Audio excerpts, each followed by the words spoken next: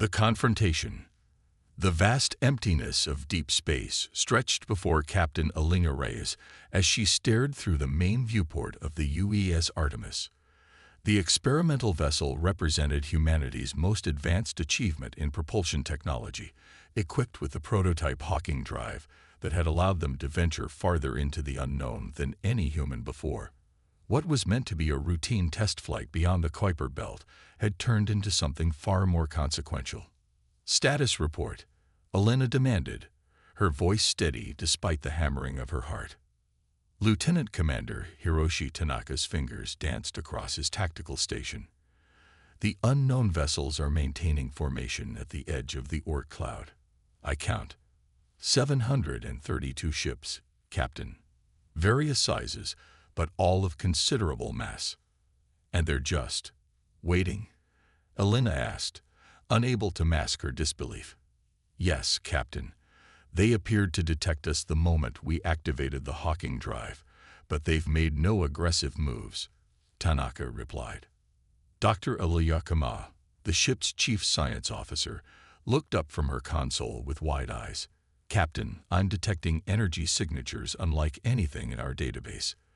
These ships are using technology centuries beyond our own." Alina suppressed a shudder.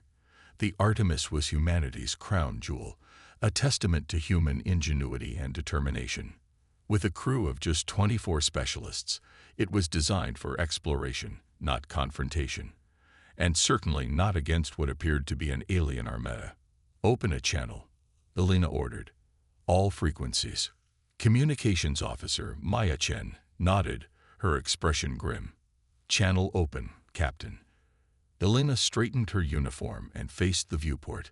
"This is Captain Alina Reyes of the United Earth ship Artemis. We are on a peaceful mission of exploration. Please identify yourselves." The silence stretched for nearly a minute before the main display flickered. The image that materialized sent a chill down Alina's spine. The alien before them had iridescent skin that shifted between shades of deep purple and midnight blue. Its eyes, 6 of them arranged in a perfect hexagon, blinked independently, while what appeared to be breathing apparatus pulsed rhythmically at the base of its elongated neck. "Human vessel," the alien's voice resonated through the bridge, somehow perfectly translated into English. "You have entered restricted space. The consortium does not permit unaligned species to witness the convergence." Alina exchanged a quick glance with her first officer, Commander Darius Wade, before responding. "We apologize for any trespass. We were unaware of any territorial claims in this region. We will withdraw immediately." The alien's eyes blinked in rapid succession. "Withdrawal is not permitted. Your species has been observed for some time. The activation of your dimensional displacement drive was the final confirmation we required." "Confirmation of what?" Alina asked, a sense of foreboding settling over her. "That humanity has reached the threshold of interest. Your technological development exceeds our model's predictions. This represents an unacceptable variable." Commander Wade stepped forward. "Are you threatening us?" "Threats are inefficient," the alien replied. "The consortium operates on certainty. Your vessel will be analyzed. Your crew will be processed. Your homeworld will be contained." The transmission abruptly ended, leaving the bridge in stunned silence. "They're moving, Captain," Tanaka reported, his voice tight. 3 vessels have detached from the main fleet and are approaching our position." Alina's mind raced. The Artemis couldn't hope to outrun or outfight even one of those ships, let alone an entire fleet. But there was one advantage they might possess, one card they could play that these aliens, with all their advanced technology, might not anticipate. "Dr. Kamau, what can you tell me about their technology based on those energy signatures?" Alina asked. The science officer frowned, studying her readings. "They appear to be using some form of quantum entanglement for propulsion and communication, extraordinarily efficient. But there's something strange. Their energy patterns are remarkably uniform across all vessels." "Centralized control," Wade suggested. "Possibly," Kamau nodded. "Or perhaps a shared consciousness of some kind." Elena turned to the ship's chief engineer, who had been silently monitoring the exchange from his station. "Lieutenant Commander Cooper, could we modify the Hawking drive to emit a targeted pulse?" Cooper stroked his beard thoughtfully. "The drive works by creating a localized bubble of altered spacetime. In theory, we could reverse the polarity to create a disruptive wave, but it would drain our reserves completely. We'd be dead in the water." "Better than being processed," Elena muttered. "How long would you need?" 20 minutes, minimum," Cooper replied. Elena checked the tactical display. The 3 alien vessels would reach them in 15. "Start immediately," she ordered. "Mr. Tanaka, I need options for buying time." The tactical officer hesitated. "Captain, we have the prototype defense drones. They're not weapons per se, but their sensor packages emit radiation across multiple spectrums. Could we modify them to amplify those emissions, create a smoke screen of sorts?" Elena asked.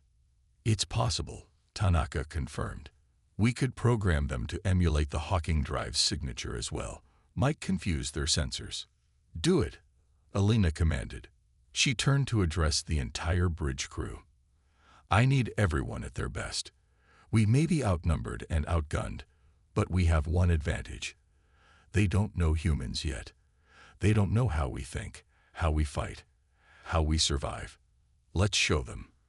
As the crew scrambled to implement her orders, Elena felt the weight of responsibility pressing down on her.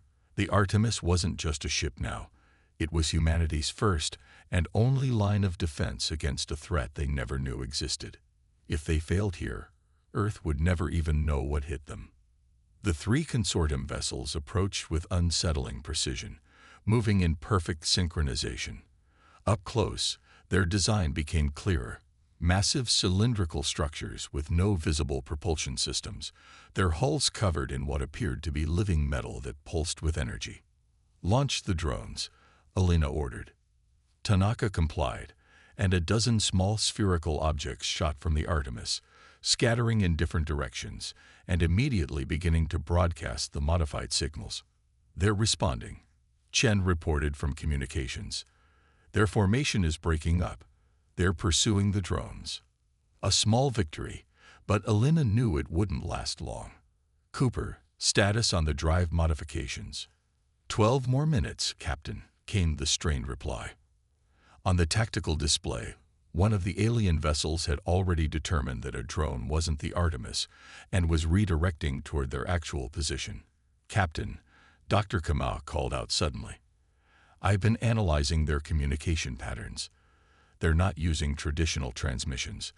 They are using quantum entanglement to communicate instantaneously across vast distances." "What are you thinking, Doctor?" Elena asked, recognizing the look of inspiration on her science officer's face. "If they're using quantum entanglement, and if all their systems are as integrated as they appear to be, then a disruption in one node could potentially affect their entire network," Kamau explained.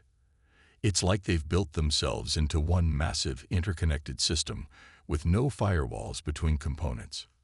Elena felt a flicker of hope. "So if we hit one ship with our modified Hawking pulse, we might disrupt their entire fleet," Kamau finished, though her expression remained cautious. "In theory, at least." The closest consortium vessel was now less than 5 minutes away. "They're scanning us," Chen reported. "Our systems are being probed. Wait, they're trying to access our databases." "Initiate security protocol blackout," Elena ordered. "Cut all external connections." "Too late," Chen's voice trembled slightly. "They've already extracted data on Earth's location and our defensive capabilities." Elena's blood ran cold. Even if the Artemis somehow escaped, the consortium now had everything they needed to find Earth. "Cooper," she called over the comm. "I need that pulse now. Whatever you've got." "It's not ready," the engineer protested. "The calibrations aren't complete." "We're out of time," Elena cut him off. "Execute on my mark." The alien vessel loomed larger on their view screen, its surface now visibly rippling as if in anticipation. A soft hum began to permeate the Artemis, growing in intensity until Elena could feel it vibrating through her bones. "They're attempting to establish a tractor beam," Tanaka warned. "Structural integrity at risk." Elena fixed her gaze on the alien ship and made her decision. "All hands, brace for impact. Cooper, fire the pulse." A heartbeat of silence, then the Artemis shuddered violently as the modified Hawking drive released its energy. The view screen flared blindingly white, and for a moment, Elena feared they had destroyed themselves in the process. As the light faded, she saw the impossible. The consortium vessel directly before them was frozen in space, its living metal surface now dull and lifeless. Beyond it, throughout the vast Armada, ship after ship appeared to be similarly affected, their perfect formation dissolving into chaos. "What just happened?" Wade breathed, staring at the tactical display in disbelief. Dr. Kamau was frantically analyzing the data streaming across her console. The pulse created a localized disruption in quantum fields. Their entangled systems couldn't handle the paradox. "It's like we introduced a logical impossibility into their network." "Did we destroy them?" Elena asked. "No," Kama shook her head. "More like a forced system reset. But it won't last forever." Elena nodded grimly. "Then we need to move. Cooper, can we get the Hawking drive back online for a jump?" "Negative, Captain," the engineer replied. "The modifications fried the primary systems. We're on conventional drives only." "Then that's what we'll use," Elena decided. "Plot a course away from Earth. We need to lead them in the wrong direction if they recover and pursue. Maximum speed." As the Artemis turned away from the disabled Armada, Elena couldn't help but wonder what they had just stumbled into. The consortium, the convergence, the unspecified threat to Earth. This was far bigger than a test flight gone wrong. "Captain," Chen called from communications, "I'm detecting a new signal. It's coming from within the consortium fleet." "On screen," Elena ordered. The display flickered again, but this time it didn't show one of the hexagonal-eyed aliens. Instead, the face that appeared was unmistakably human. A woman with dark skin and eyes that held a desperate intelligence. "This is Dr. Samira Okoro of the UEAS Pathfinder," the woman said, her voice breaking with emotion. "If you can hear this, you're not alone out here. There are others. The consortium has been capturing human ships for years. They're studying us, preparing for something they call the integration." Elena felt a chill run down her spine. The Pathfinder had disappeared during a scientific mission to the Oort Cloud 3 years ago. Everyone had assumed it was lost to an accident. "We don't have much time," Dr. Okoro continued. "Your disruption has temporarily freed us from their control, but it won't last. You need to know, they fear humans. Our unpredictability, our adaptability. That's why they've been taking us quietly, one ship at a time. But now they've decided we're too dangerous to allow to develop further." The transmission began to break up, Dr. Okoro's image fracturing with static. "Find the nexus," were her final words before the screen went dark. "It's the only way to stop them all." As the Artemis pushed its conventional engines to their limits, Elena looked around at her crew. 24 humans against an alien armada, with Earth's existence hanging in the balance, and a mystery waiting to be unraveled. "New mission," she announced, her voice steady with resolve.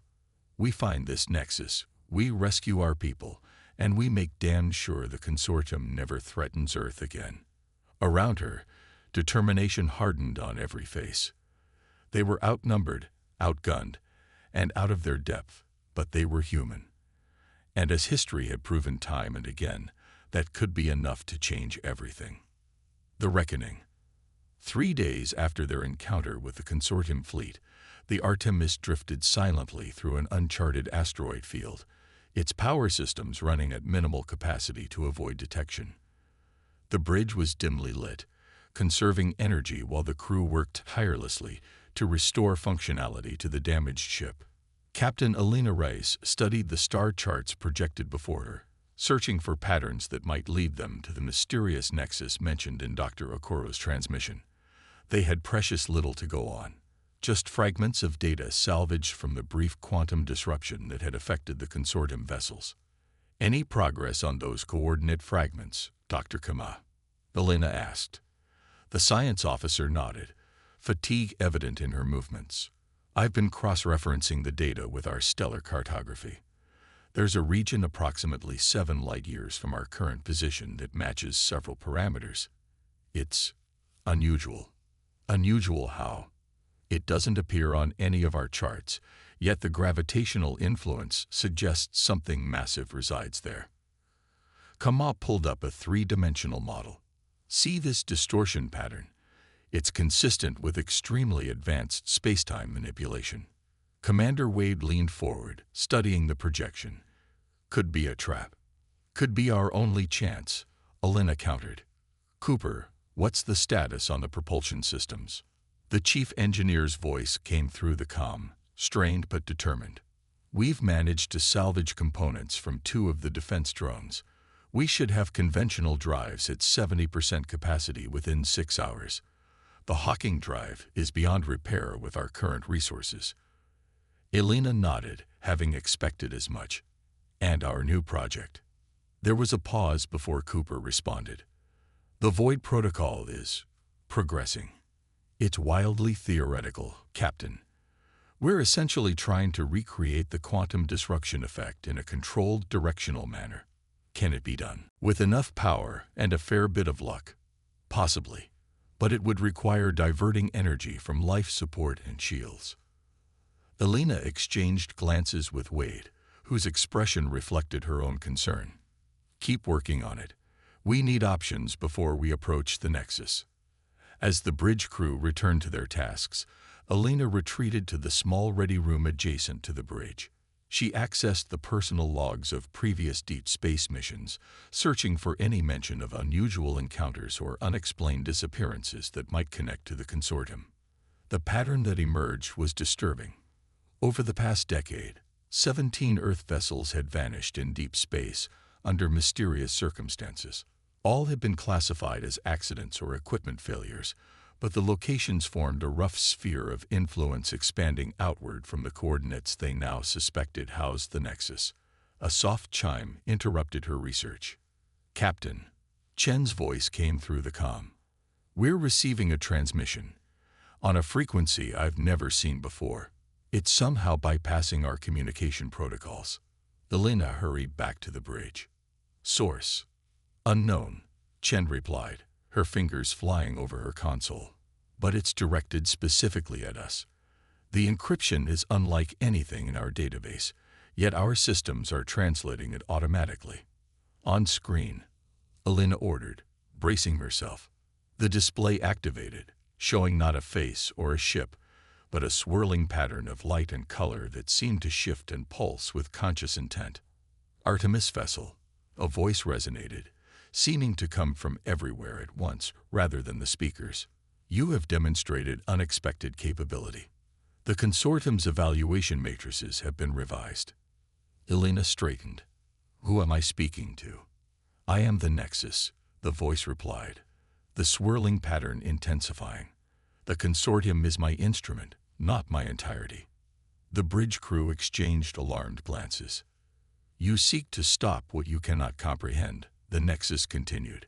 Your species has been designated as anomalous.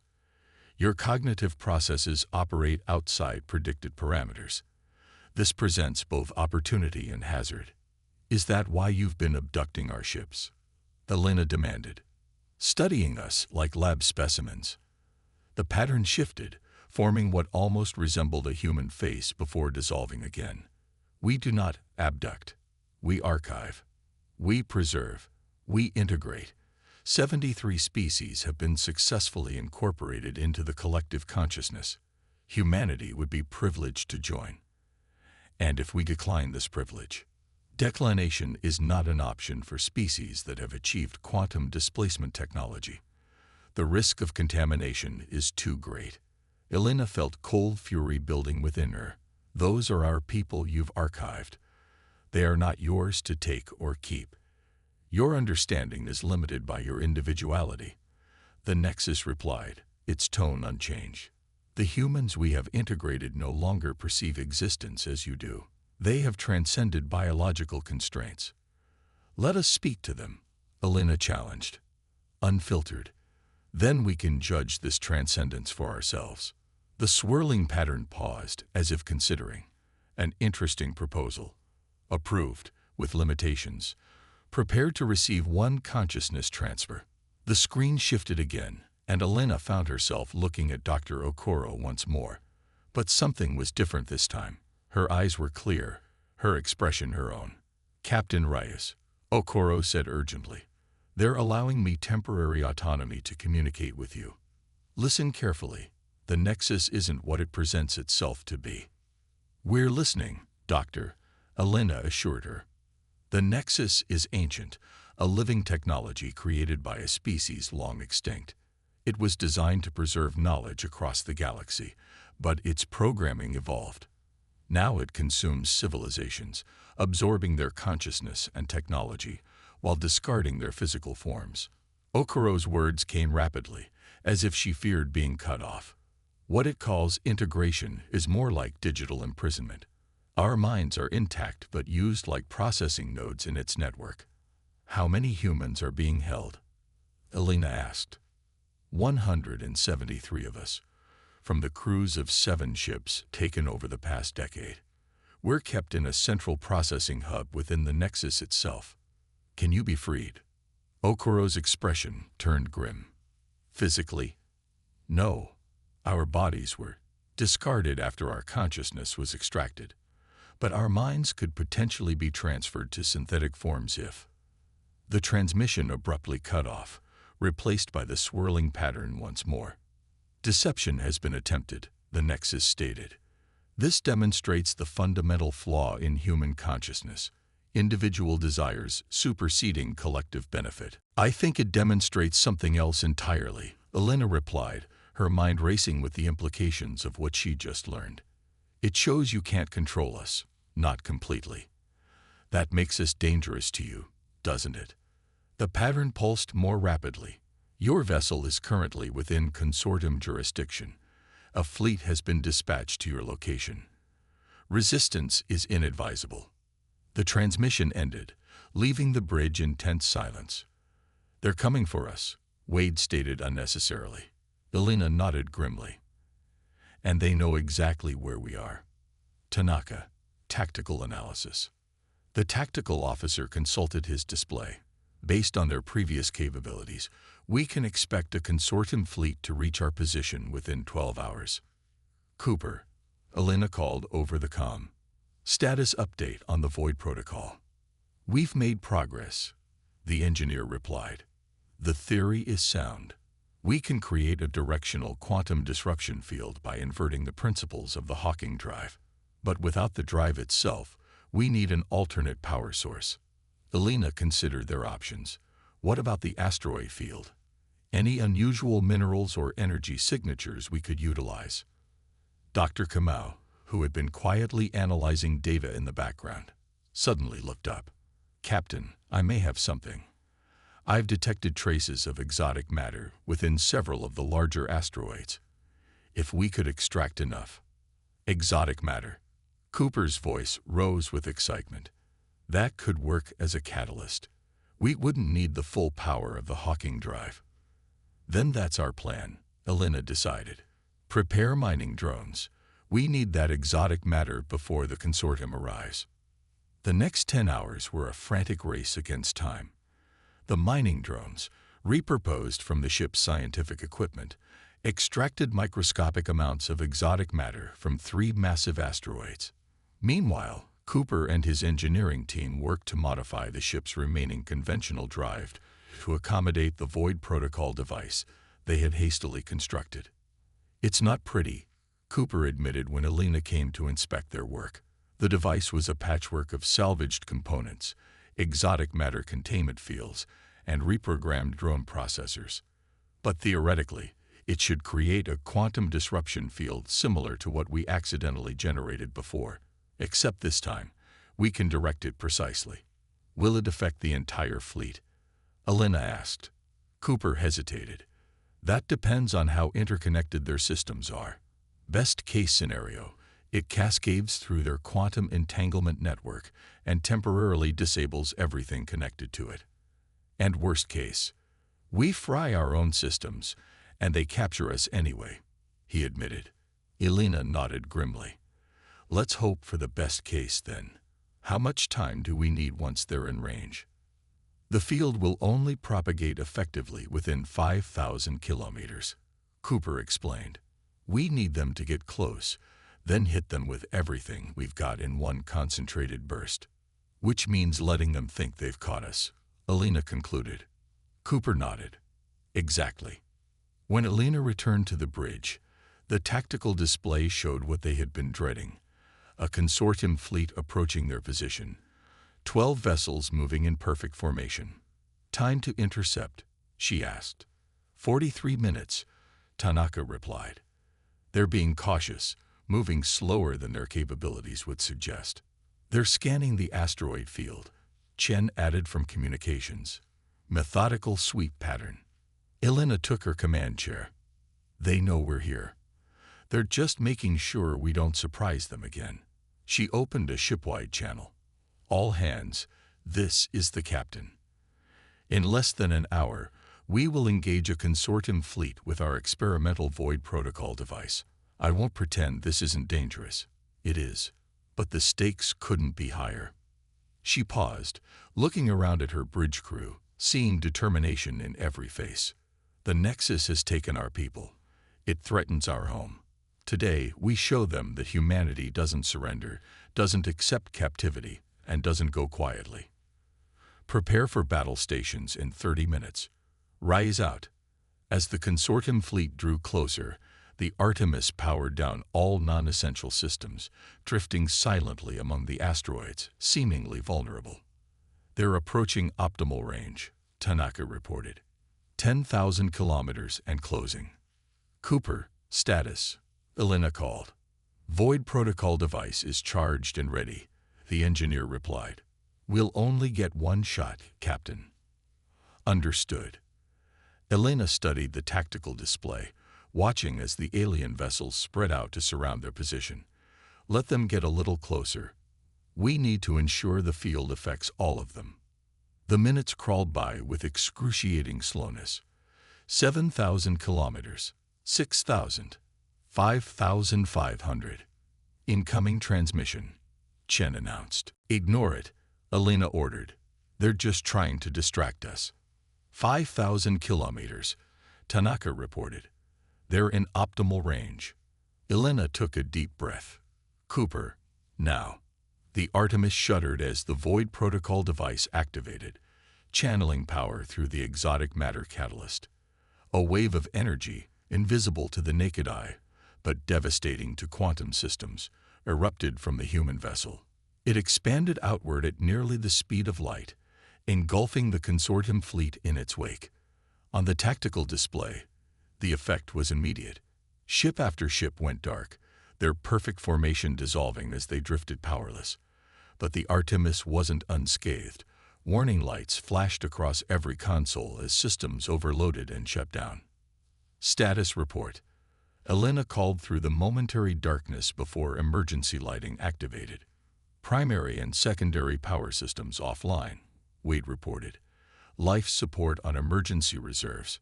Propulsion. Minimal maneuvering thrusters only. The Void Protocol device, Elena asked. Completely fried, Cooper's voice came through, punctuated by coughing as smoke-filled engineering. But it worked, Captain. It actually worked. Elena turned to the tactical display, now operating on backup power. Consortium fleet status. Tanaka studied his readings. All vessels appeared disabled, but he frowned.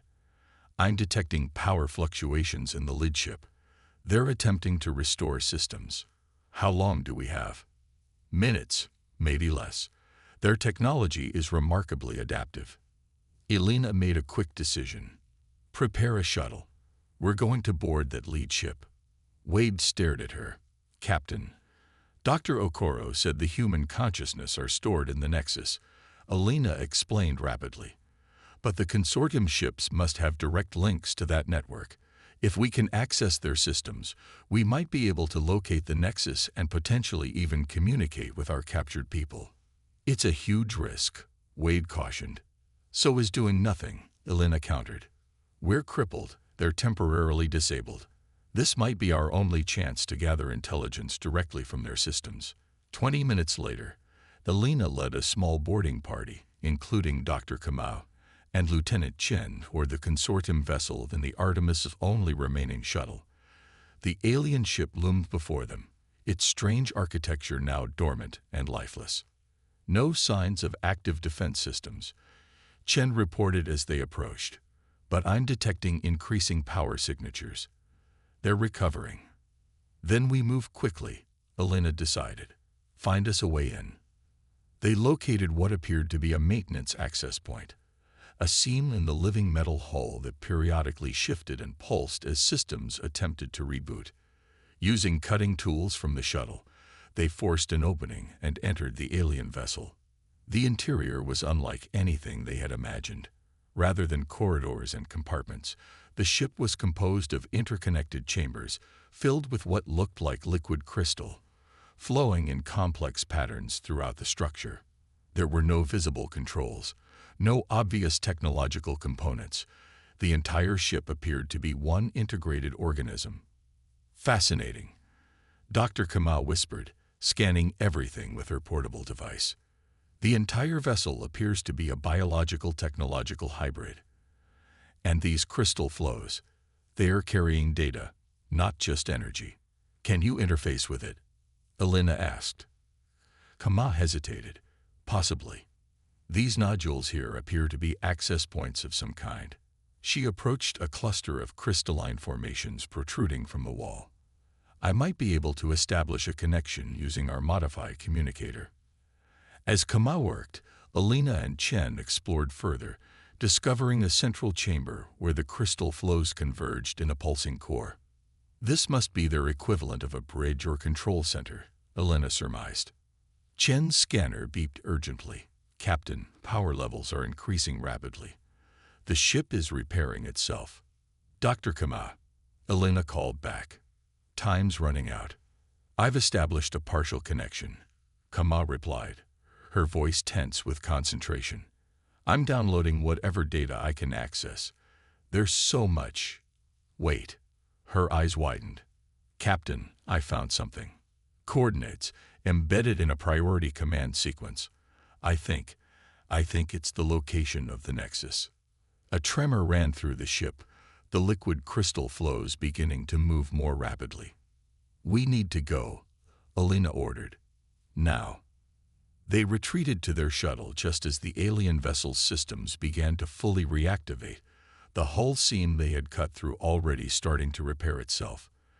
As they pulled away, the consortium ship's lights flickered back to life, its shape beginning to pulse with renewed energy. Did you get everything? Elena asked as they raced back toward the Artemis. Kamau nodded, her expression a mixture of awe and determination. Coordinates, basic system architecture, and something else, a vulnerability in their quantum network. The Nexus relies on perfect synchronicity across all connected systems. If enough nodes become desynchronized simultaneously, it creates a cascade failure, Elena finished, understanding dawning. Like our Void protocol, but on a much larger scale. Exactly, Kamau confirmed. But we'd need to get to the Nexus itself to exploit it. As they docked with the Artemis, Elena saw that the engineering team had already begun emergency repairs. The ship was damaged, but not defeated, much like its crew. Set course for these coordinates, she ordered, transferring the data Kamau had recovered. Full power to engines as soon as they're operational. What's the plan, Captain? Wade asked. Elena's expression was resolute. We're going to find the Nexus. We're going to free our people. And we're going to show the consortium that they made a fundamental error in their calculations. What error is that? Chen asked. Elena's lips curved in a determined smile. They underestimated humanity. One ship against their entire armada. Those were odds I'd take any day. As the Artemis limped away from the disabled consortium fleet, its course set toward the hidden nexus, the crew worked with renewed purpose. They had faced impossible odds and survived. They had penetrated alien defenses and extracted crucial intelligence. They had proven that human ingenuity and determination could overcome even the most advanced alien technology. The battle was far from over, but Captain Elena Reyes no longer doubted the outcome.